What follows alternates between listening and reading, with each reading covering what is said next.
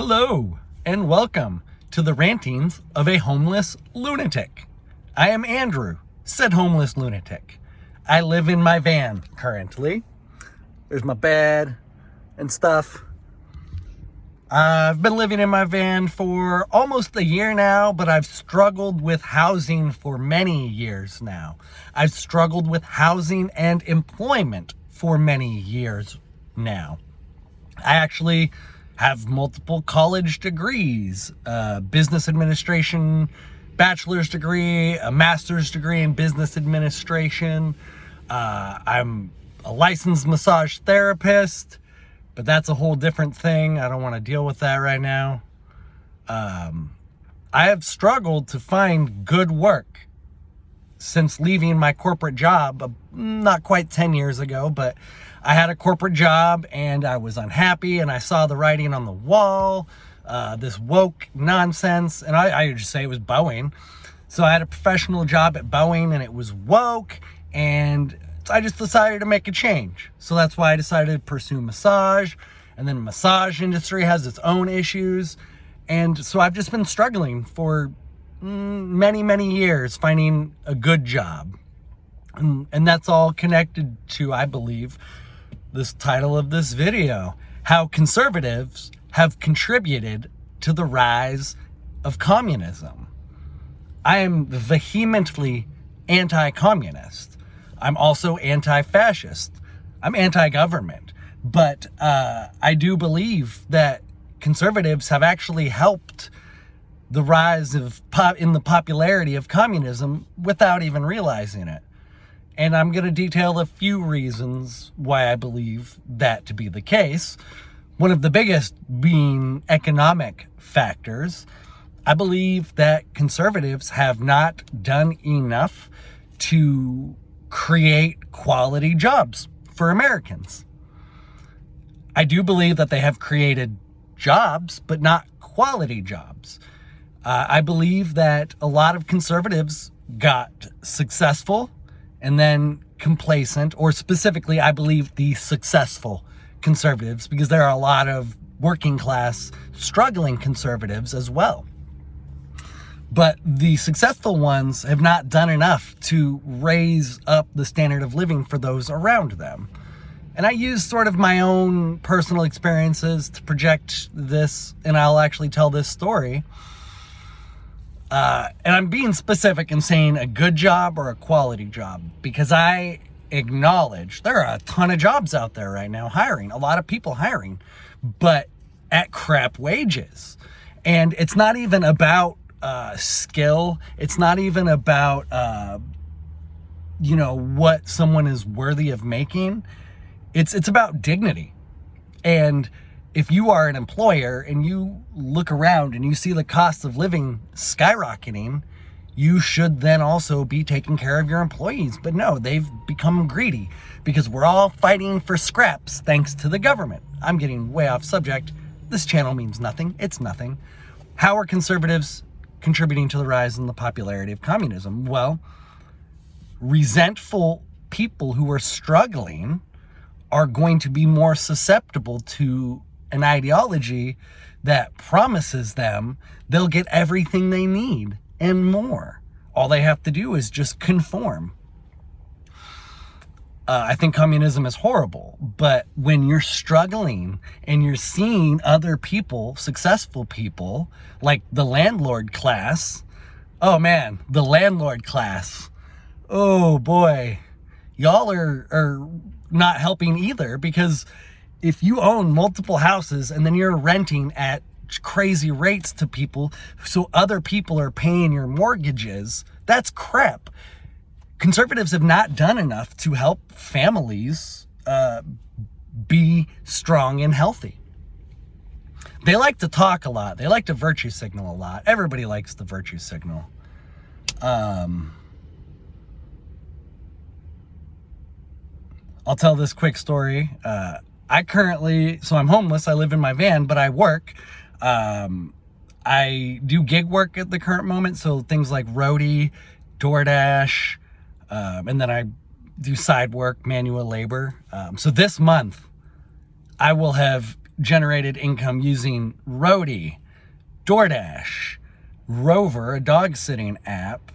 I also do Walmart Spark deliveries and manual labor side work. So I'm doing like 5 different things this month just to try and get by. And I'll make about, I'll say like 3,000 to 5,000 somewhere in there this month, which isn't great, but isn't bad. You know, that's $20 to $30 an hour, in that range.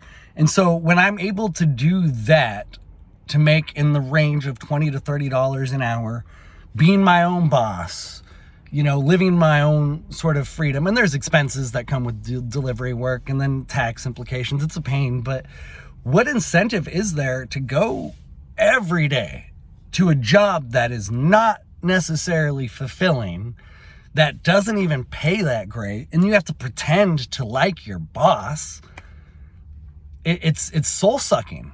I totally get why people don't want to work and why communism is appealing.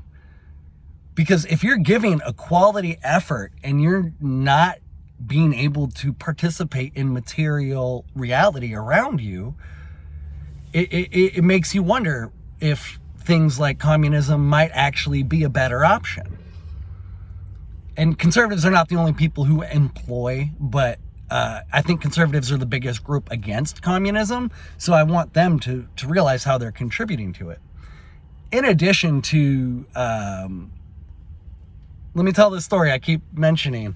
I was working at one point in a seafood packing warehouse, a small local company that, you know, did multi-millions in revenue, making $20 an hour. Not bad, not great. That's okay. You know what? Fine. The problem was I was only getting 20 to 30 hours a week, and I was wanting to work 50 to 60. I'm happy to work overtime. Give me the money. And so I expressed this concern. I said, hey, I'd like more hours. And they said, well, actually, you know, we have this one person leaving and we want to promote you because I work hard and I'm motivated, right? And I'm not incompetent. I'm reasonably intelligent. You know, I have college degrees. And so they offered me, so I was going from making $20 an hour. They wanted to make me a salaried employee working 45-ish to 50 hours a week, right? They offered me only $46,000 a year, which is actually lowering in pay when you account for overtime. So if I had worked 45 to 50 hours a week at the $20 hourly rate I was making as just a driver and a packer, I'd have made more money than that $46K. And so I kind of spoke up and I said, this is less than I was expecting. And ultimately I declined the job offer, and I suggested they offer it to another employee that I thought was a good worker and could handle the job. You know, I have business degrees. I've led teams. I've worked in retail management. And so I was like, oh, this employee actually I think would do just as well as I would, you know. And so I didn't take the job because it's not worth it to have to go pretend to like my boss. Hey, Andrew, how was your weekend?